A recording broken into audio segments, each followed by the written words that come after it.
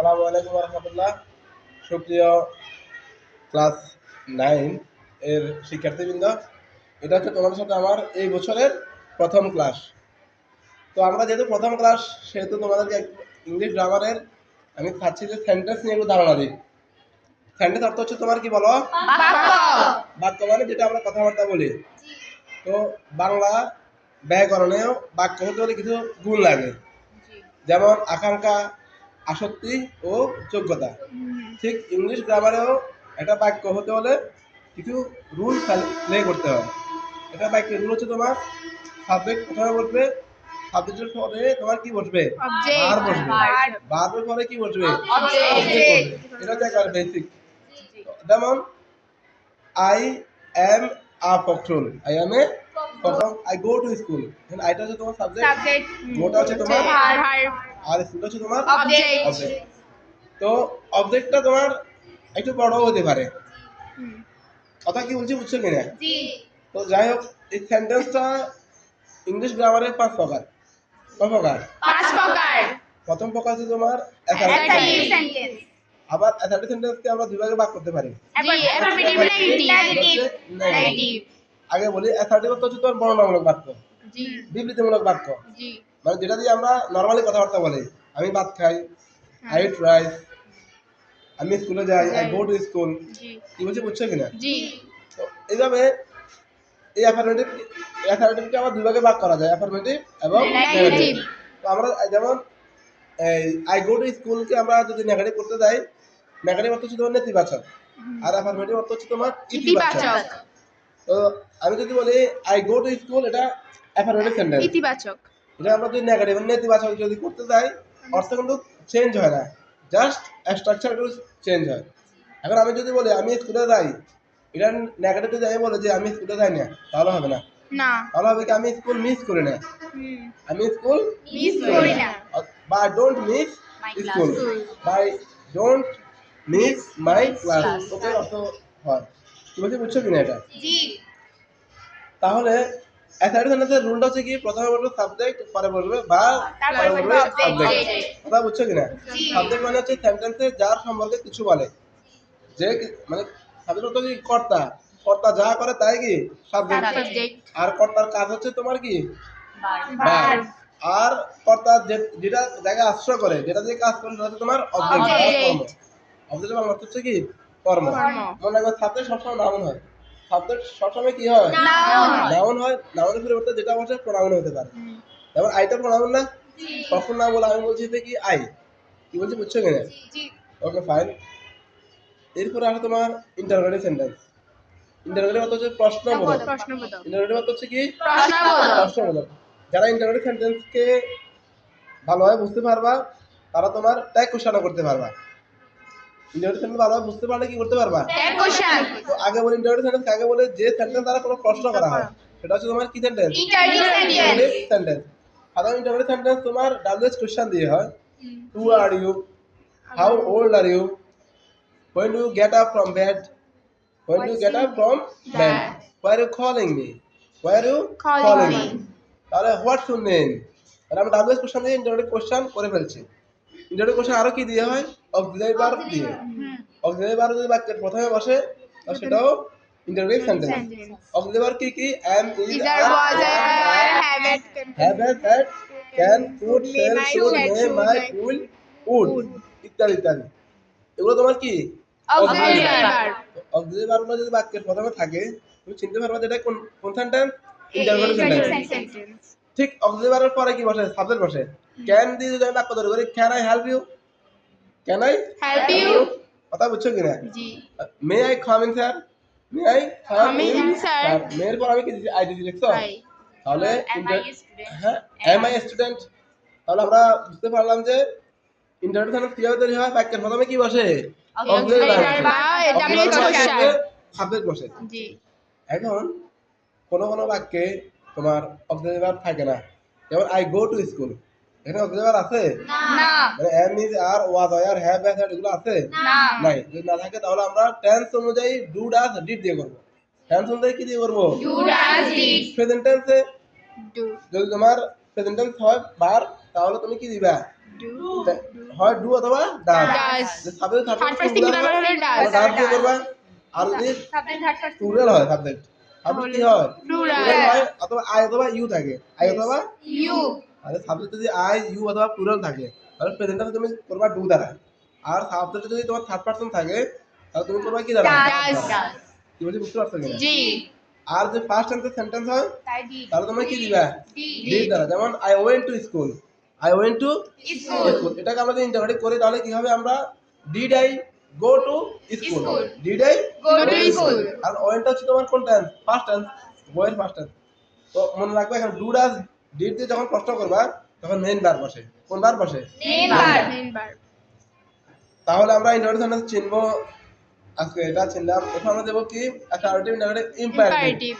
Imperative অর্থ হচ্ছে তোমার কি আদেশ আদেশ নিষেধ অনুরোধ অনুরোধ পরামর্শ বলো আদেশ আদেশ নিষেধ নিষেধ পরামর্শ পরামর্শ বাক্য দেখুন আমি তোমাকে বললাম স্কুলে যাও তারপর আবার নিষেধ করলাম রোদে দৌড়াইও না আবার বললাম যে এই তোমার মনে হয় এটা করলে ভালো হয় তোমার মনে হয় এটা করলে ভালো হয় তো উপদেশমূলক বাক্য তো এখানে আমরা কিভাবে চিনবো এটা যে কি বাক্য ইম্পারেটিভ সেন্টেন্স বাক্য মানে ইম্পারেটিভ সেন্টেন্সে সাবজেক্ট থাকে না প্রথমে সাবজেক্ট কি থাকে লুকাইতে থাকে দেখুন আমি একটু আগে বলছি যে আই গো টু স্কুল আমি স্কুলে যাই এই ইম্পারেটিভ কি হয় বলো দেখি আইটা উঠে যাও গো to school Go to school. স্কুলে যাও কথা কি বলছে বুঝছো কিনা জি তারপর তোমার স্টপ রাইটিং এই তোমার স্টপ রাইটিং Writing. এখানে সাবজেক্ট আছে না লুকাইতে ভাবে আছে আমি যদি এখানে বলি স্টপ রাইটিং তো তোমরা কি মনে করবা যে তোমাদেরকে লেখা বন্ধ করতে আমি বলছি কথা কি বলছে বুঝছো কিনা জি তাহলে আসো don't disturb in the class don't Disturb in the class. ক্লাসে কি করো না ডিস্টার্ব করো না। এটা কি বাক্য ইম্পারেটিভ সেন্টেন্স জি এটা নিষেধ বোঝাইছে কেমন আর প্লিজ অথবা কাইন্ডলি যদি কোনো বাক্যে থাকে অনুরোধ। প্লিজ অথবা কাইন্ডলি তাহলে বুঝতে পারো ওইটাও কি বাক্য imperative Imperative. Sentence please help me please help me kindly come here kindly Come here. দয়া করে এদিকে একটু আসো তাহলে আমরা ইম্পারেটিভ সেন্টেন্স বুঝছি এরপর করব আমরা কি অপটেটিভ সেন্টেন্স অপটেটিভ মানে কি বলো আশা আকাঙ্ক্ষা দোয়া বা প্রার্থনামূলক বাক্য অপটেটিভ মানে কি আশা আকাঙ্ক্ষা দোয়া প্রার্থনামূলক বাক্য যেমন আমি আশা করতে পারি আমি বললাম আমি যদি ডাক্তার হতে পারতাম আমি যদি কি হতে পারতাম ডাক্তার হতে পারতাম বা আমি দোয়া করতে পারি আল্লাহ তোমার ভালো করুক ভালো করুক। আমরা যদি ইংরেজি বলি may Allah help you may Bless Allah you. Bless Bless you you. তারপরে এই would that I were a doctor yes অথবা if I were a doctor if I were a doctor would that I could হবে would that I I could. Could doctor would that I could doctor.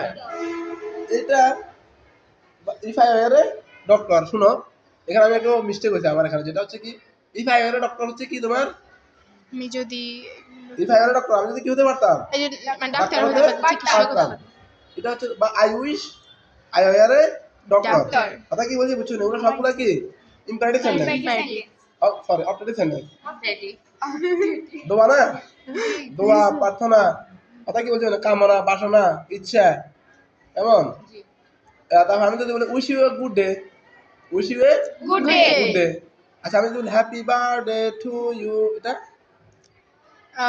দোয়া করা তো এটা তোমার জন্মদিনটা কি হোক ভালো হোক কি বলছে বুঝছো কিনা সব অপটেটিভ সেন্টেন্স এরপর আসলে তোমার এক্সক্লেমেটরি সেন্টেন্স এক্সক্লেমেটরি অর্থ হচ্ছে তোমার আশ্চর্যবোধক বিস্ময়মূলক বিস্ময়বোধক আমি যদি বলি যে Wow. Hurray I got a chance in Dhaka university university. আমি ঢাকা বিশ্ববিদ্যালয়ে কি পেয়েছি কেন চান্স পেয়েছি কি বলছে বুঝছো কিনা আমি যদি আরো বলি হোয়াট এ বলো হোয়াট এ অথবা হাউ দ্বারা যদি ইয়ে হয় and what a What a nice beautiful. bird it is What a what a beautiful girl she is how beautiful the scenery is how beautiful the environment is exclamatory sentence শেষ জি তো তোমাদের কাজ হচ্ছে কি সেন্টেন্স গুলো ভালোভাবে কি করা রপ্ত করা জি এগুলো তুমি আয়ত্ত যদি করা ভালোভাবে রপ্ত করতে পারো ক্লাস 9 তোমাদের চেঞ্জিং সেন্টেন্স একটা ইয়ে আছে চ্যাপ্টার আছে এখানে 10 মার্কের পরীক্ষা আসে ফাঁকে আমরা সেন্টেন্স আরেকটা প্রকার আছে যেটা অর্থগত দিক থেকে সেন্টেন্স আবার 3 প্রকার অর্থবোধক সেন্টেন্স কয় প্রকার? তিন তিন প্রকার। বলো সিম্পল, সিম্পল, কমপ্লেক্স, কম্পাউন্ড। সময় অল্প, প্রসার বাক্য যদি আমি জাস্ট এখানে একটু বলে রাখি। সিম্পল সেন্টেন্স হচ্ছে একটা মাত্র সাবজেক্ট থাকবে, একটা মাত্র ফিনিট ভার্ব বা ফাইনাইট ভার্ব থাকবে, অর্থাৎ যে সেন্টেন্স পরিপূর্ণভাবে অর্থ প্রকাশ করবে সেটা হচ্ছে কি তোমার সিম্পল সেন্টেন্স। সিম্পল সিম্পল সেন্টেন্সে কয়টা সাবজেক্ট থাকবে? একটা সাবজেক্ট, একটা subject। একটা ভার্ব। আর তোমার কমপ্লেক্স সেন্টেন্স, কমপ্লেক্স অর্থ হচ্ছে জটিল, আর সেন্টেন্স হচ্ছে বাক্য। কমপ্লেক্স সেন্টেন্স হচ্ছে দুইটা বাক্য থাকবে। কমপ্লেক্স সেন্টেন্সে কয়টা বাক্য থাকবে? দুইটা একটা বাক্য আরেকটা বাক্যের অধীনে থাকবে, অর্থাৎ কমপ্লেক্স সেন্টেন্সে দুইটা ক্লজ থাকবে, একটা অর্ডিনেট ক্লজ, একটা হচ্ছে সাবঅর্ডিনেট ক্লজ। অর্ডিনেট ক্লজের অধীনে কি থাকবে? সাবঅর্ডিনেট ক্লজ থাকবে। কি বলছি বুঝছো কিনা? জি। আমি যদি একটা লাইন বলি, এই আমি বলতে পারি if you study hard you will succeed in life. Life. যদি তুমি ভালোভাবে পড়াশোনা করো তুমি সফল হতে পারবে। তাহলে তুমি কি হতে পারবা? সফল সফল হতে হতে পারবে। পারবা। আচ্ছা আমি যদি বলি if you succeed in life, if you study hard, যদি তুমি পড়াশোনা করো, বাক্য পরিপূর্ণভাবে মিলছে, অর্থ মিলছে নি, আরো কিছু বাকি আছে না?